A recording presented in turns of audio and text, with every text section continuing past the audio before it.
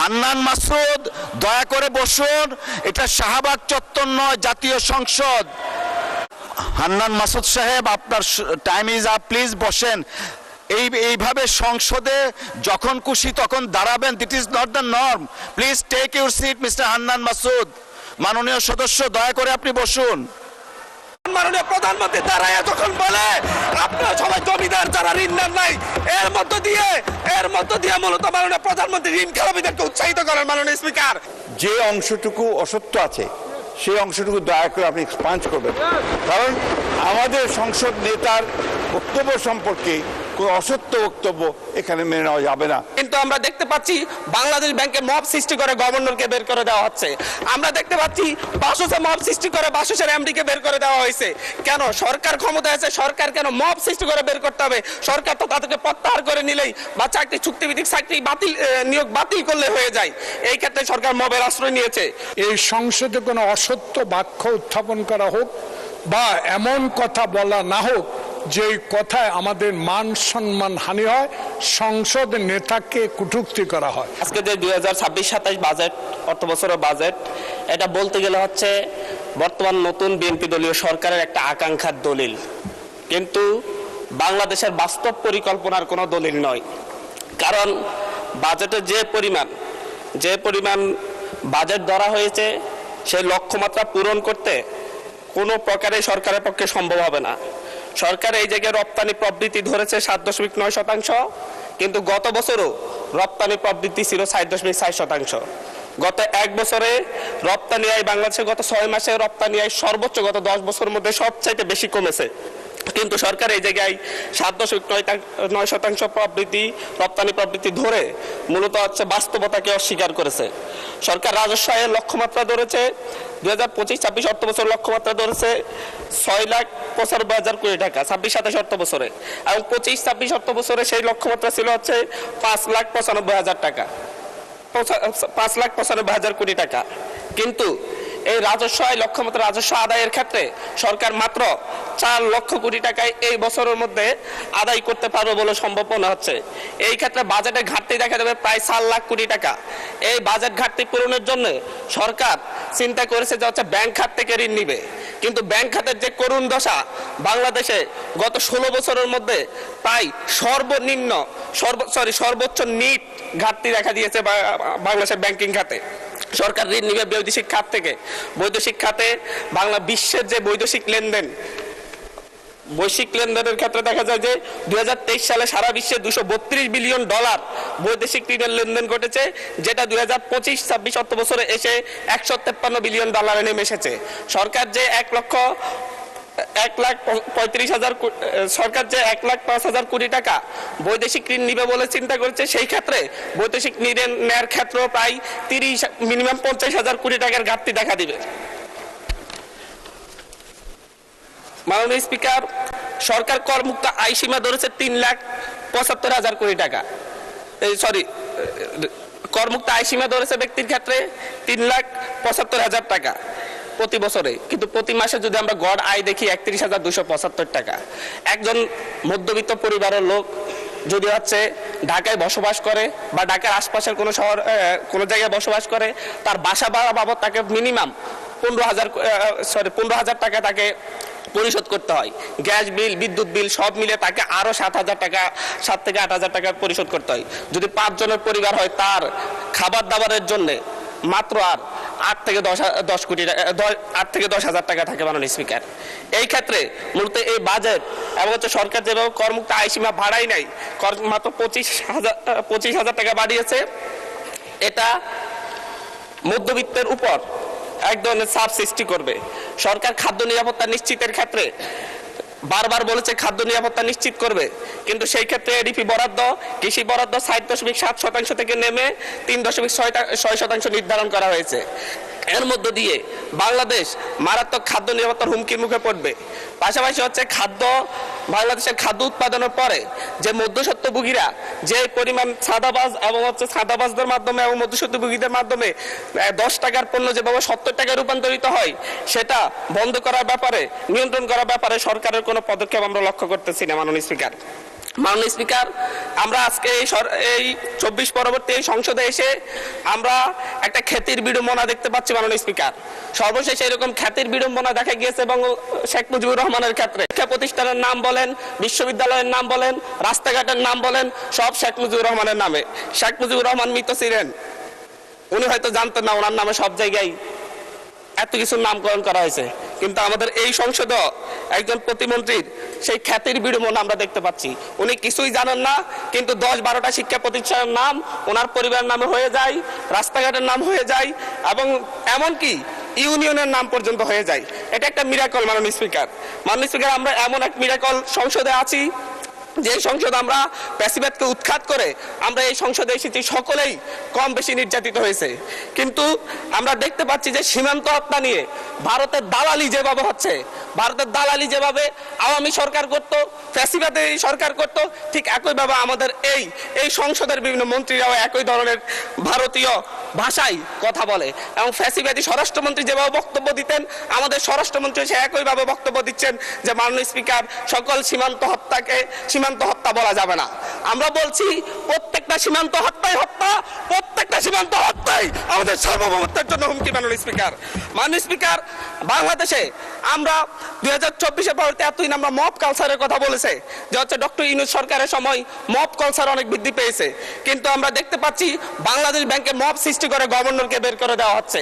আমরা দেখতে পাচ্ছি বাসসে মব সৃষ্টি করে বাসসের এমডিকে বের করে দেওয়া হয়েছে। কেন? সরকার ক্ষমতায় আছে, সরকার কেন মব সৃষ্টি করে বের করতে হবে? সরকার তো তাদেরকে প্রত্যাহার করে নিলেই বা চাকরি চুক্তিভিত্তিক চাকরি নিয়োগ বাতিল করলে হয়ে যায়। এই ক্ষেত্রে সরকার মবের আশ্রয় নিয়েছে। গত 4 মাসে 17 জন শিশুকে দর্শনের পর হত্যা করা হয়েছে, 118 জন শিশুকে দর্শন করা হয়েছে, কিন্তু আমরা দেখছি যে এবং সারা বাংলাদেশে এই দর্শনের সংখ্যা প্রায় 5 শতাধিক এবং সারা বাংলাদেশে 6 শতাধিক খুনের ঘটনা ঘটেছে।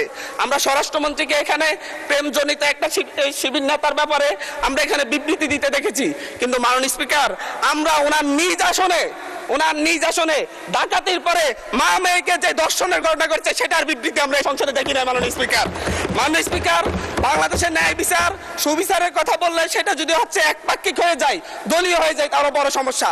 আমি এই সংসদে বলেছিলাম আমার এলাকায় অভিযোগ উঠেছে শাপলাকলিতে ভোট দেওয়ার কারণে বিএনপির লোকজন একজন নারীকে দর্শন করেছে, আজ পর্যন্ত এটার কোনো সরকারি তদন্ত রিপোর্ট নাই।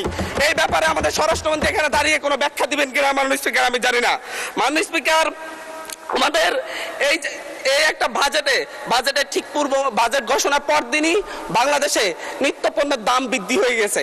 চালের কেজি বেড়ে গেছে 7 টাকা, আমাদের তেলের লিটারে বেড়েছে 5 টাকা, কিন্তু হচ্ছে আমরা সরকার বলছে জনগণের আস্থা ফিরে এসেছে।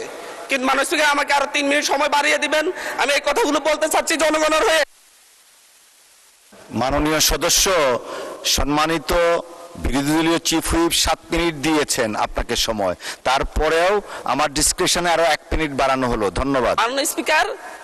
মাননীয় স্পিকার, সরকারের এই বাজেটের উপর যে জনগণের আস্থা নেই, ব্যবসায়ীদের আস্থা নেই, তার প্রমাণ বাজেটে খাদ্যপণ্যের দাম কমানোর একদিন ঠিক অব্যাহতি পরেই চালের দাম, ডাইলের দাম বাজারে, খুচরা বাজারে বেড়ে যাওয়া। মাননীয় স্পিকার, আমাদের মাননীয় প্রধানমন্ত্রী আজকে এখানে নেই। উনি যখন বিভিন্ন ভাষণে গিয়ে অসত্য তথ্য দিয়ে বলেন বিরোধী দল মিছিল করতেছে মদের দাম কেন বৃদ্ধি করা হয়েছে, কেন সিগারেটের দাম বৃদ্ধি করা হয়েছে, এরকম অসত্য তথ্য দিয়ে যখন মাননীয় প্রধানমন্ত্রী বক্তব্য দেন, আমরা খুবই আশাহত হই। মাননীয় স্পিকার, আমরা আশাহত হই যখন ঋণ নিয়ে কথা বলতে গিয়ে সংসদে যখন আমরা ঋণ নিয়ে কথা বলতে চাই, ব্যাংকের ঋণ নিয়ে, ইসলামী ব্যাংক দখল নিয়ে যখন আমরা কথা বলতে চাই, তখন মাননীয় প্রধানমন্ত্রী দাঁড়ায় যখন বলে আপনারা সবাই জমিদার যারা ঋণ নেন নাই, এর মধ্য দিয়ে মূলত মাননীয় প্রধানমন্ত্রী ঋণ খেলাপিদেরকে উৎসাহিত করেন। মাননীয় স্পিকার, আমরা এই ধরনের সংসদ আর চাই না। ধন্যবাদ মাননীয় সদস্য, ধন্যবাদ। একটু বসেন আপনি একটু বসেন জি, একটু আরো 3-4 জন দাঁড়িয়েছে, আমি আপনাকে ডাকবো। সবাই একটু ধৈর্য সহকারে বসি আমরা, please. Thank you. Mister Zainul Abedin Faruk, মাননীয় সদস্য।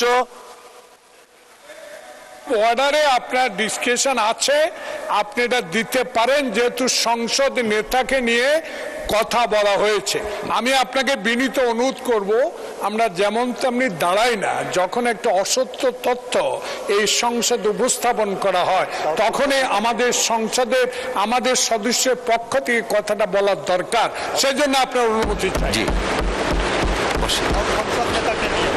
মাননীয় স্পিকার, মাননীয় সদস্য একটু একটু একটু আপনি যেহেতু মাননীয় প্রধানমন্ত্রীর কথা বলেছেন, মাননীয় সদস্য মির্জা ফখরুল ইসলাম আলমগীর সাহেব কিছু বলবেন কিনা এই বিষয়ে, যদি আপনি ডেলিগেট করেন ওনাকে দিতে পারি।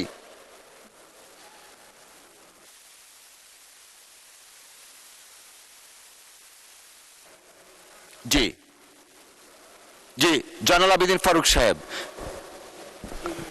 মাননীয় স্পিকার, 2 মিনিট আপনার জন্য, 2 মিনিট। আমরা এই সংসদকে কার্যকর করার জন্য উভয় পক্ষে একটা সম্মতিতে এসেছি।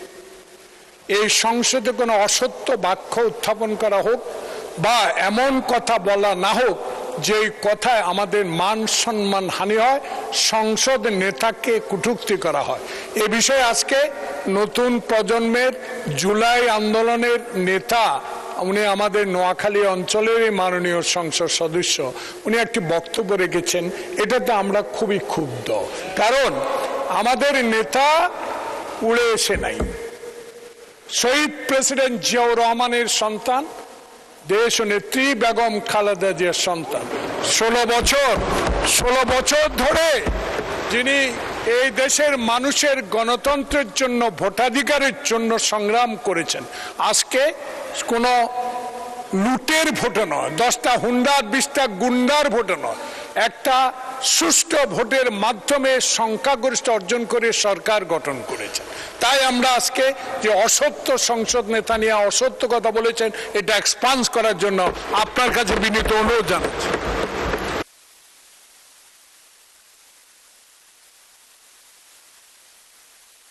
মাননীয় বিরোধী দলীয় চিফ হুইপ, আমরা আসলে বিতর্কে যেতে চাচ্ছি না, একটা বক্তব্যের প্রেক্ষিতে উনি বক্তব্য দিয়েছেন। আমরা আসলে এভাবে চললে তো সংসদ, আচ্ছা 1 মিনিট আপনাকে সময় দেয়া হলো। মাননীয় স্পিকার, এখানে মাননীয় সংসদ সদস্য দাঁড়ালেন, তিনি যদি স্পেসিফিক্যালি বলতেন কোন তথ্যটা এখানে অসত্য, উনি তো ওনার বক্তব্যের প্রেক্ষিতে বলেছেন, উনি কিন্তু ঢালাওভাবে বলে গেলেন যে বক্তব্য অসত্য কথা বলা হয়েছে। ওনাকে তো ফ্যাকচুয়ালি বলতে হবে কোন ইনফরমেশনটা এখানে ভুল ছিল। আর মাননীয় সংসদ নেতার কথা যদি বলেন, প্রধানমন্ত্রীও ভুল করতে পারেন। প্রধানমন্ত্রী এই মাননীয় সংসদে দাঁড়িয়ে বক্তব্য দেওয়ার সময় স্লিপ অফ টাং হয়েছেন, উনি তার ভুল শুধরিয়েছেন। ওনার বক্তব্যের সমালোচনা করার অধিকারও বিরোধী দলের আছেন। ফলে উনি অবশ্যই, ওনাকে আমরা সম্মান করি, উনি জিয়াউর রহমানের সন্তান, খালেদা জিয়ার সন্তান, প্রাইম মিনিস্টার, সংসদ নেতা, কিন্তু তার মানে এই না যে তাকে নিয়ে কোনো কথাই বলা যাবে না, তার কোনো বক্তব্যের সমালোচনা করা যাবে না। আমরা তো গণতন্ত্রের দিকে যেতে যাচ্ছি, আমরা কোনো ফ্যাসিবাদের দিকে আবার যেতে চাচ্ছি না। ফলে এটা যাতে মাননীয় স্পিকার আপনি বিবেচনা রাখেন সিদ্ধান্ত নেওয়ার ক্ষেত্রে। জি, মাননীয় মন্ত্রী মির্জা ফখরুল ইসলাম আলমগীর। ধন্যবাদ জনাব স্পিকার। আমাদের মাননীয় ডেপুটি দুঃখিত বিরোধী দলের হুইপ, যে চিফ হুইপ যে কথাটা বললেন, আমার মনে হয় সত্য নয়, সঠিক নয়। কারণ আমাদের মাননীয় সংসদ সদস্য যে বক্তব্য দিয়েছেন, বিরোধী দলের, সেই বক্তব্যের মধ্যে তিনি সুনির্দিষ্টভাবেই বলেছেন যে আমাদের সংসদ নেতা, প্রধানমন্ত্রী, তিনি অসত্য বক্তব্য দিয়েছেন। এটারই আপনার আমাদের মাননীয় সংসদ সদস্য জয়নুল আবেদিন এটা পয়েন্ট আউট করেছেন। প্লিজ লেট মি সে, আমাদের বলতে দিন। আপনার ফ্যাসিস্টের কথা বলেন, ফ্যাসিস্টের আচরণ তো আপনাদের কাছ থেকে আসে। No, you must allow us to speak. আমি কথা বলছি, আপনারা কথা বলছে, আমরা কেউ কথা বলিনি। মাননীয় মন্ত্রী এদিকে কথা বলেন, অ্যাড্রেস করে প্লিজ। এটা হবে পার্লামেন্টে, এটা হয়। জি জি জি, আমি আপনাকে যেটুকু অনুরোধ করতে চাই, যে অংশটুকু অসত্য আছে সেই অংশটুকু দয়া করে আপনি এক্সপাঞ্জ করবেন। কারণ আমাদের সংসদ নেতার বক্তব্য সম্পর্কে কোনো অসত্য বক্তব্য এখানে মেনে নেওয়া যাবে না মাননীয় স্পিকার। ধন্যবাদ। ধন্যবাদ মাননীয় সদস্যবর্গ। আমরা হান্নান মাসুদ সাহেব, আপনার টাইম ইজ আপ, প্লিজ বসেন। এইভাবে সংসদে যখন খুশি তখন দাঁড়াবেন, that is not the norm. Please take your seat mister Hannan Masud. মাননীয় সদস্য, দয়া করে আপনি বসুন, দয়া করে বসুন। হান্নান মাসুদ, দয়া করে বসুন। এটা শাহবাগ চত্বর নয়, জাতীয় সংসদ। বসুন।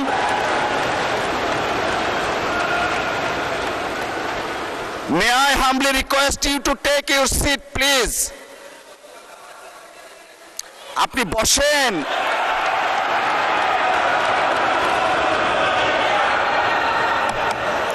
মাননীয় সদস্যবর্গ, মাননীয় সদস্য নোয়াখালী 6 আসনের বিরোধী দলীয় নেতা দাঁড়াতে দিতে হয়। জি বলেন। ধন্যবাদ মাননীয় স্পিকার। আমাদের এই হাউজেরই একজন সদস্য হান্নান মাসুদ বক্তব্য রাখতে গিয়ে তিনি সংসদ নেতার ব্যাপারে কিছু কথা বলেছেন। আমি আপনাকে অনুরোধ করব, বাইরের কোনো বিষয়কে টেনে এখানে এনে এক্সপাঞ্জ করা বা বক্তব্য দেওয়া কোনোটাই যেন এলাও না করা হয়।